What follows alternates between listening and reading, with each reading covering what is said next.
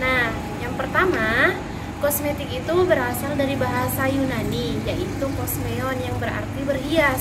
Nah, nenek moyang kita dulu menggunakan kosmetik itu berasal dari tanaman, misalnya rempah-rempah, kemudian ada buah. Nah, nenek moyang kita itu meramu sedemikian rupa untuk bisa dijadikan kosmetik. Jadi, seiring perkembangan zaman, kosmetik itu dimodifikasi lebih modern lagi, yaitu yang siap digunakan dengan mencampurkan dengan beberapa bahan kimia. Tapi di sini itu bahan kimia yang dimaksud adalah bahan kimia yang aman. Tapi tujuannya sama loh teman-teman, yaitu untuk tujuan mempercantik, memperindah, atau untuk tujuan kesehatan kulit juga. Nah, sedangkan menurut Food and Drug Administration, kosmetik merupakan suatu produk yang digunakan untuk kulit yang bertujuan untuk merawat, mempercantik, berhias, atau memperindah. Bahkan bisa untuk kesehatan kulit kita. Yuk teman-teman, kita tanya-tanya teman-teman kita yang ada di sana terkait bagaimana sih pengetahuan mereka tentang apa-apa saja yang termasuk kosmetik itu. Yuk. Halo, dokter, apoteker ya? Iya, betul. Saya apoteker. Nah, ini lagi ngapain nih? Biasa dong, lagi touch up. Oh, nah kebetulan nih saya mau kepoin nih teman-teman nih. Ya. Nih menurut teman-teman ini apa sih? Ya, ini bedak sama lipstick. Itu bagian dari kosmetik ya? Iya.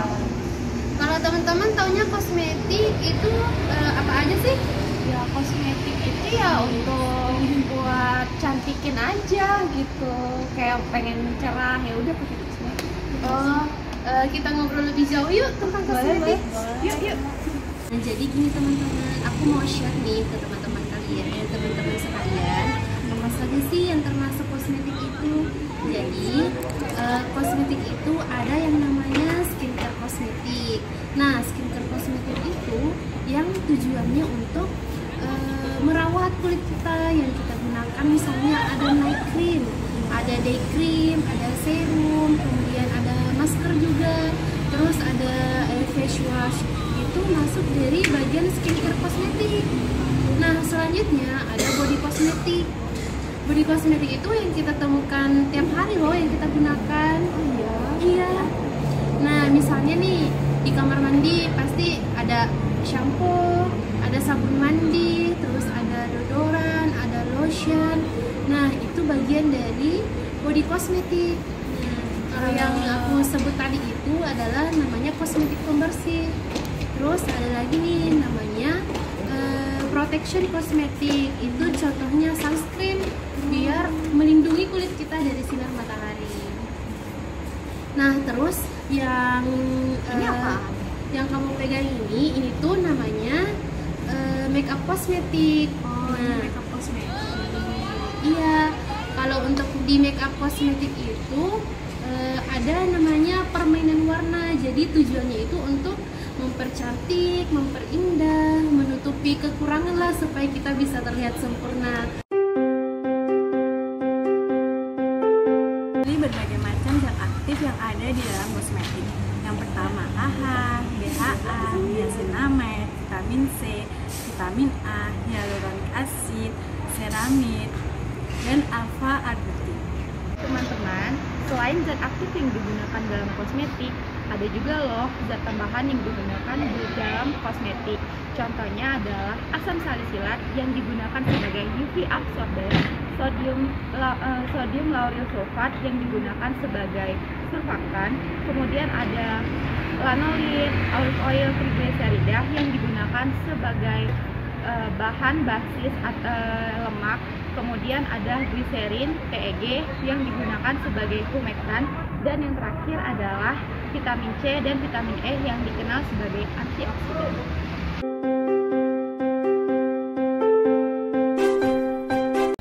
Menurut Badan POM, ada beberapa bahan yang dilarang penggunaannya pada produk kosmetik, yaitu seperti hidrokinon, merkuri, asam retinoat, formalin, rodamin B, dan masih banyak lagi. Bahan bahaya tersebut dapat menyebabkan kerusakan pada kulit Yuk kita bahas lebih dalam lagi tentang efek dari bahan-bahan tersebut. Yaitu yang pertama ada merkuri, digunakan sebagai pemutih. Efek samping dari penggunaan merkuri yaitu gangguan pada kulit, gangguan pada ginjal dan saraf. Yang kedua ada hidroquinon yang merupakan sebagai senyawa kimia yang bila digunakan pada kosmetik bersifat sebagai pemutih atau pencerah kulit. Efek samping dari penggunaan senyawa tersebut yaitu iritasi, kulit kemerahan atau eritema, dan kulit kemerahan.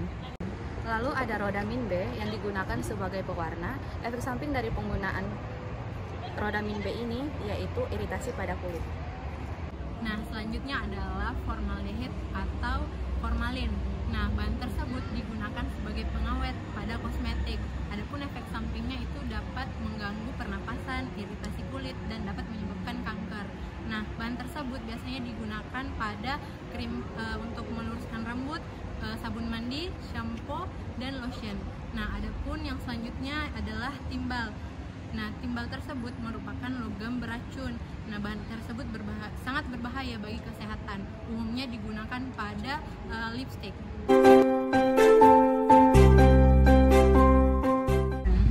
Jadi teman-teman, kalau kita gunakan kosmetik yang abal-abal itu berbahaya banget loh untuk kulit kita.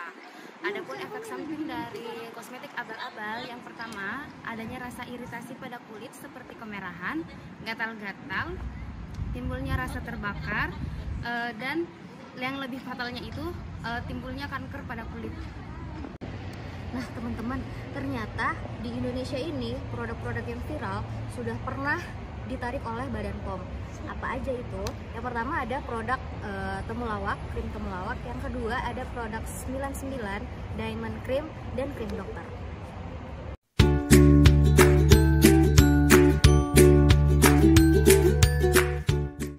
Teman-teman, di sini aku akan membagikan cara memilih kosmetik yang baik dan benar.